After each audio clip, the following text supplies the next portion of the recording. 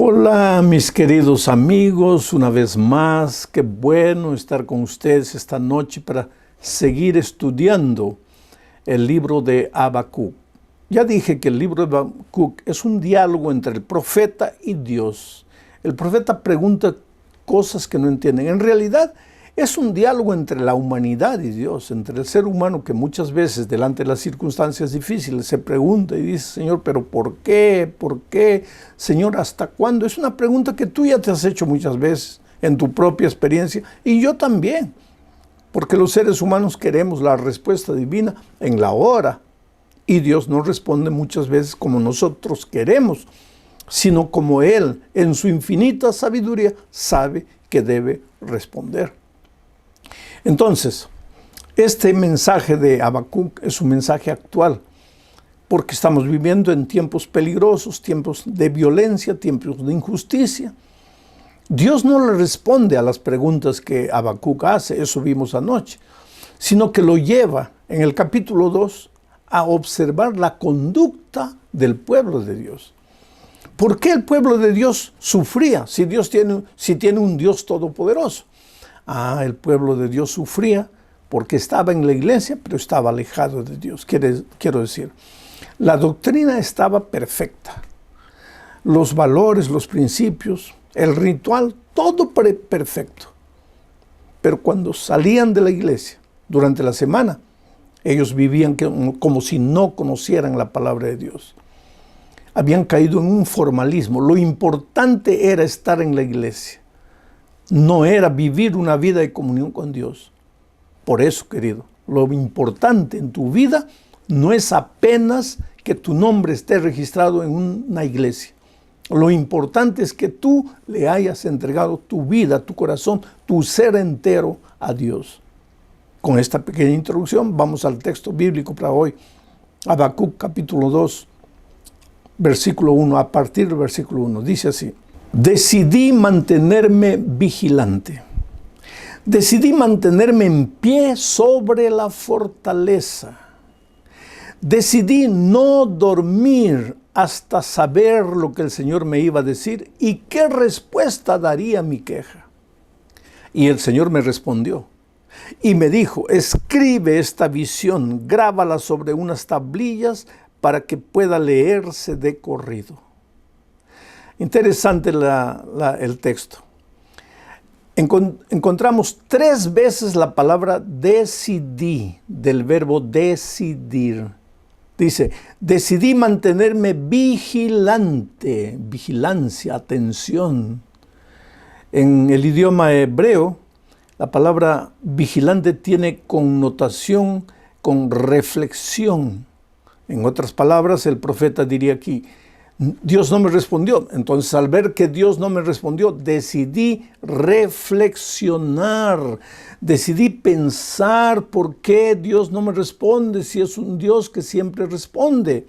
Decidí estudiar la palabra de Dios, diríamos hoy, para entender cuál es el plan de Dios para mi vida. Decidí mantenerme vigilante. Pero no solamente eso, decidí mantenerme en pie sobre la fortaleza. Esta expresión es interesante. La fortaleza estaba rodeada de muros. Decidí subir a los muros. Decidí subir a la parte alta.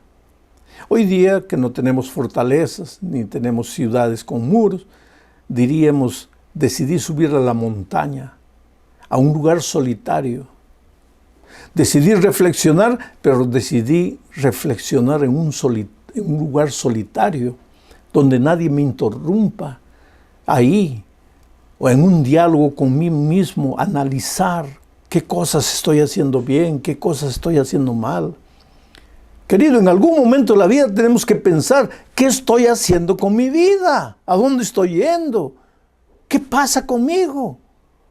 Ahora el profeta, aquí, representando a mí, a ti, representando al ser humano, se pregunta: decidí mantenerme vigilante, decidí reflexionar, decidí mantenerme sobre el pie de la fortaleza, en pie sobre la fortaleza, decidí subir, decidí buscar un lugar solitario. Tú sabes que los lugares solitarios El ser humano tiene que ser el cristiano tiene que ser un hombre solitario, ¿sabes? Jesús era solitario. No quiere decir que no le gustaba a los seres humanos. Él había vivido, había venido aquí a morir y a salvar a los perdidos, a los seres humanos. Siempre que podía estaba ahí para predicarles, para enseñarles, para asistirles. El Señor Jesús amaba a la humanidad, pero era un hombre solitario. Cuando terminaba su misión, terminaba de predicar el Evangelio y la gente lo buscaba, a veces ya no lo encontraba. ¿Dónde estaba? En la montaña, solitario, orando, clamando a Dios. La vida de oración del Señor Jesucristo es extraordinaria, querido. Y si quieres vivir una vida victoriosa como la de Cristo, tienes que vivir una vida de oración. ¿Qué pasaba con Jesús? Él clamaba a Dios. A veces cuando la noche llegaba ya estaba orando. Y cuando el sol del día siguiente salía, él continuaba orando. Y después bajaba al valle, donde los discípulos no podían expulsar un espíritu demoníaco. Y solo con la presencia de Jesús el diablo ya temblaba de pies a cabeza. ¿Por qué? Por la vida de oración de Jesucristo. Es interesante que nosotros, los seres humanos, a veces queremos las maravillas de Dios en nuestra vida. Queremos el poder del Espíritu Santo, pero no somos hombres ni mujeres de oración. Entonces, ¿qué va a suceder en nuestra vida? Nada. Por eso Habacuc dice, decidí reflexionar, pero decidí subir a la fortaleza, mantenerme en pie, victorioso, a través de la oración, a través de la reflexión, a través de la meditación espiritual. Decidí no dormir hasta saber lo que el Señor me iba a decir y qué respuesta daría a mi queja. Decidí no dormir. Oh, querido, pasar noches clamando a Dios. Si en ese momento estás viviendo un momento difícil en tu vida, ora, clama a Dios, suplica. Si parece que Dios no te responde, apártate de las personas y ora. Yo nunca olvido un incidente que sucedió en mi propia experiencia. Yo tengo 4 hijos. El tercero de ellos era un niño que contrajo asma desde pequeñito y el asma aparentemente era incurable. Lo llevamos a un médico, lo llevamos a otro médico. Estoy hablando de 40 años atrás. Hasta que un médico un día me dijo, mire, en este momento no encontramos remedio para su hijo.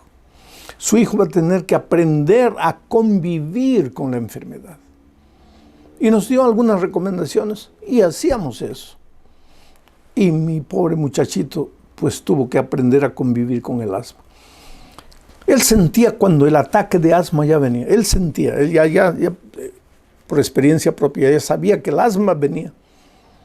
Y pequeñito como era, 3 añitos, se escondía debajo de la cama, pensando en su infancia, en su cabecita de niño, que debajo de la cama tal vez el asma no lo iba a agarrar, pero el asma lo agarraba. Mis 4 hijos eran deportistas, los 3 que estaban sanos corrían, jugaban, saltaban, y él a veces sentadito en una piedra los miraba a sus hermanos, y a mí me partía el corazón. Y yo pensaba, Señor, pero ¿hasta cuándo? Ahí viene la pregunta, Señor, ¿hasta cuándo? Yo me acuerdo que un viernes de noche, yo estaba revisando el mensaje que iba a predicar al día siguiente en la iglesia. Debería ser 11 de la noche, medianoche tal vez. Terminé, ya era la hora de dormir, pero decidí entrar al cuarto de mi hijo. Él estaba ahí durmiendo, dormía con un vaporizador para ayudarlo a respirar. Me arrodillé y comencé a orar. Y oré. Por eso me emociono cuando leo este texto que dice, decidí no dormir hasta saber lo que el Señor me iba a decir. ¿Y qué respuesta daría a mi queja? Decidí no dormir. Querido, a veces nosotros queremos que Dios nos responda con 5 minutos de oración. ¿Qué te va a responder Dios con eso? Pero esa noche yo decidí no dormir. Y pasé toda la noche arrodillado. Y le decía, Señor, Yo soy un pastor, yo tengo que estar con un ánimo lleno de paz en mi corazón para predicar, pero ¿qué paz puedo tener cuando sé que mi hijo está enfermo? Ya en aquellos tiempos yo viajaba por diferentes lugares. ¿Cómo podía viajar? ¿Con qué espíritu viajaba? Sabiendo que mi pobre muchacho no podía respirar. Fueron años difíciles, ¿sabe? Pero esa noche yo abrí mi corazón a Dios y le conté mis dolores, mis angustias, mis tristezas. Y como Habacuc pregunté, Señor, ¿hasta cuándo? ¿Por qué vino esto? Yo sé que a Pablo le mandaste un aguijón en la carne para ayudarlo. ¿Este es el aguijón en mi vida? Señor, ¿hasta cuándo?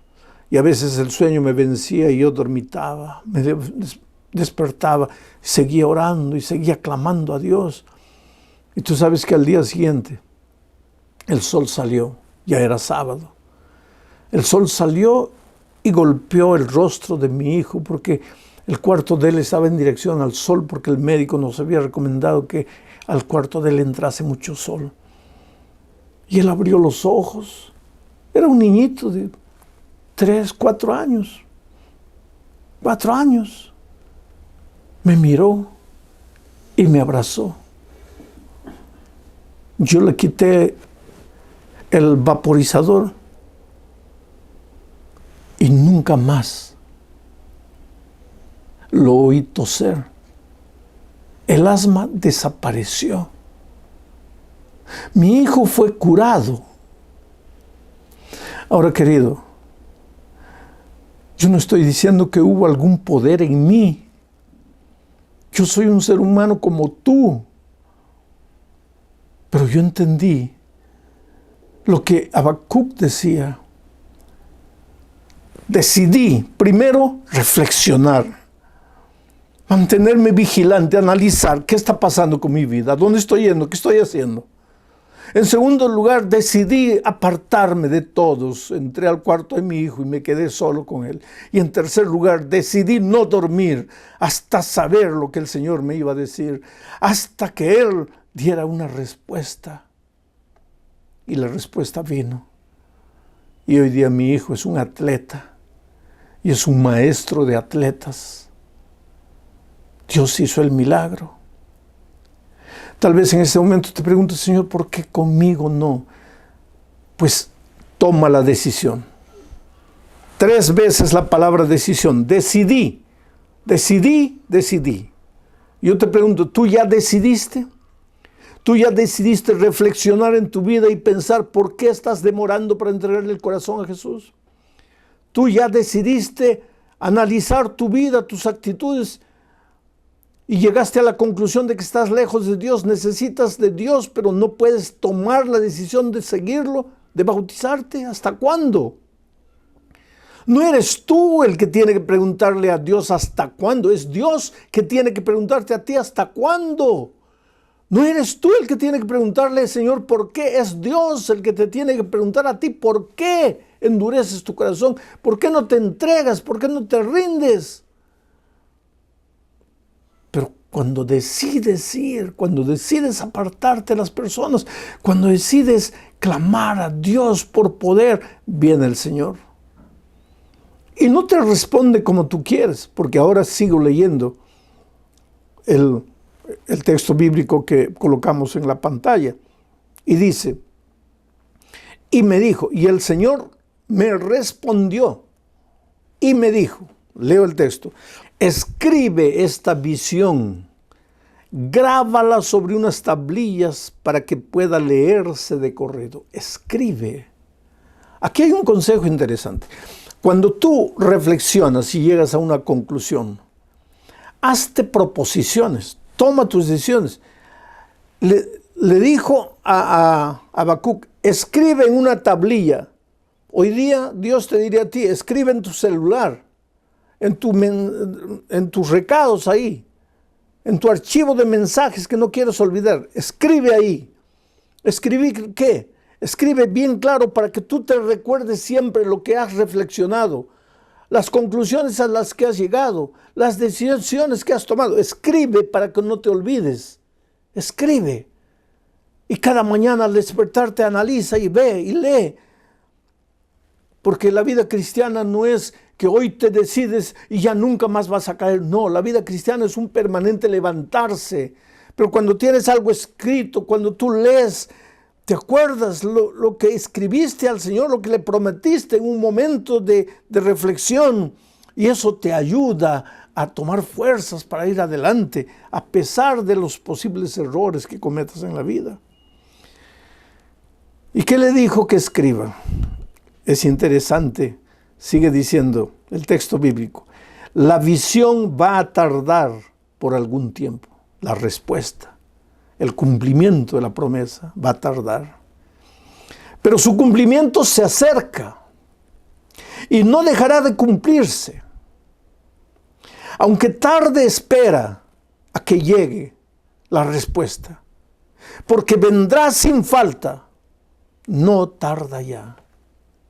Esta es una de las grandes lecciones que tenemos que aprender en la vida, querido, porque nosotros somos inmediatistas.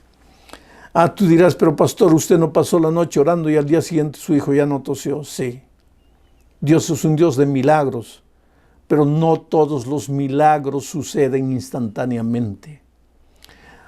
Al ciego que encontró, le colocó barro al Señor Jesucristo en los ojos y le dijo, ahora ve al tanque de Siloé y lávate. El ciego no veía. Sus ojos estaban con barro. Caminó tanteando hasta el tanque de Siloé. Cogió el agua, se lavó y empezó a ver. Mientras que al leproso lo tocó y lo curó. ¿Por qué Dios hace eso? Que los milagros de Dios suceden cuando Él quiere, con quien Él quiere, porque Él quiere y en el momento que Él quiere. Entonces tú simplemente ve a Dios y clama a Dios. Búscalo, reflexiona, analiza, pasa una noche con Dios, conversa, llora delante de Él, ábrele tu corazón, pídele que te responda y Dios te va a responder. Y lo que ha impresionado en tu corazón, escríbelo en tu celular, escríbelo en un papel y léelo todas las mañanas. Recuérdate lo que has prometido, lo que has reflexionado, lo que has analizado de tu propia vida. Y después recuerda que el Señor le dijo a Habacuc, ten paciencia, espera, porque se va a cumplir.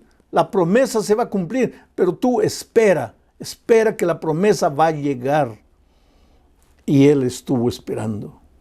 Y ahora leo el versículo 4 del capítulo 2, porque hasta aquí leí del versículo 1 hasta el versículo 3. Mira lo que le dice Dios a Habacuc. Aquel cuya alma no es recta es arrogante, pero el justo vivirá por su fe. Aquel cuya alma no es recta es arrogante. ¿Quién es ese cuya alma no es recta? El arrogante. ¿De quién está hablando Habacuc aquí? Del rey de Babilonia. Pero vuelvo a repetir, el mensaje es para ti hoy, no es para Babilonia, no es para Israel en el tiempo de Babilonia. Es para ti. ¿De qué arrogante te está hablando aquí el texto bíblico? Arrogancia es sinónimo de orgullo, de soberbia. ¿Qué cosa es orgullo? La loca idea de que tú puedes todo solo, de que tú eres el mejor, de que tú eres el más grande, de que no necesitas a nadie y de que tampoco necesitas a Dios. El orgullo fue el primer pecado que apareció en el cielo, en el corazón de Lucifer. Se creyó merecedor del trono, se creyó poderoso. Había recibido de Dios bendiciones especiales, una hermosura especial. Era el director del coro de cantores ahí en el cielo. Pues se le subió todo a la cabeza. Pensó que él no necesitaba de Dios. Se levantó contra Dios, peleó, fue derrotado. Ese fue el origen del pecado. ¿Quién es el orgulloso hoy? Aquel que cree que puede vencer sus vicios solo. Aquel que cree que puede vencer el pecado solo. Aquel que cree que puede conquistar cualquier cosa buena en la vida solo. Ese es el arrogante, Ese es el soberbio. ¿Y qué dice el texto? Aquel cuya alma no es recta es arrogante. Es arrogante. ¿Por qué? Porque se desvía de Dios. Jesucristo dijo, venid a mí todos los que estáis trabajados y cargados, yo os haré descansar. Aprended de mí que soy manso y humilde. Lejos de Jesús jamás serás humilde, jamás serás manso, serás arrogante, serás orgulloso. Y orgulloso pensarás que puedes hacer todo, que puedes vencer solo. Pero termina el texto diciendo, pero el justo vivirá por su fe. El justo vivirá por la fe. Martín Lutero tomó esta parte última del texto, el justo vivirá por la fe, y con eso promovió la gran reforma en el mundo cristiano que estaba deteriorado. Martín Lutero, el padre de la reforma, tomó como su escudo este texto, el justo vivirá por la fe. ¿Quién es el justo? No es el que nunca pecó, no es el que nunca cae. Inclusive porque Salomón dice, 7 veces cae el justo y vuelve a levantarse. ¿Qué? ¿El justo cae? Tengo una noticia extraordinaria para ti. Sí, el justo cae. Pero entonces, ¿cómo es justo? Pero no se queda caído. Por eso es justo. No porque no cae, sino porque si por algún motivo cae, se levanta y continúa caminando con Cristo. 7 veces cae el justo. Ahora, no vas a agarrar una libreta y vas a contar, a ver, 7 caídas, no. 7 es un número simbólico que habla de perfección, de amplitud. Lo que Salomón está diciendo, el justo puede caer, pero se levanta, no se queda caído. La tragedia de la vida no es caer.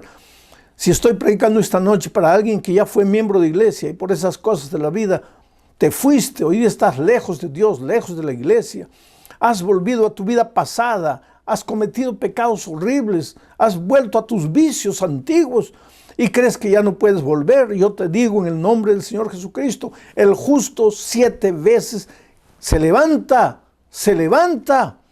cree, no se desanima, no es porque una vez cayó y está perdido para siempre, pero el diablo es astuto, pues hace de todo para que caigas. Y una vez que caíste, es el primero que viene y te dice, ya estás perdido, ya no hay salvación para ti. ¿Para qué vas a la iglesia? ¿Para qué le pides a Dios? Ya no hay perdón, ya vete, ya lárgate, sigue viviendo tu propia vida, ya Dios no te puede amar. Pero viene ahora el texto y dice, el justo 7 veces se levanta. El justo vivirá por su fe. Ese hombre que se levanta, ese hombre que acredita en el poder de Dios, en el Evangelio de Dios, se levanta y vive por la fe. ¿Qué cosa es vivir por la fe? ¿Qué cosa es fe? Es confianza en Dios. Cuando tú ves una cosa y crees, eso no es fe. La fe cree con los ojos cerrados. La fe cree en el Señor Jesucristo sin nunca haberlo tocado con sus manos. La fe es todo lo contrario de lo que Tomás hacía. Señor, yo creeré si coloco mi mano en tus heridas. No. Tú no necesitas tener una experiencia física con Dios.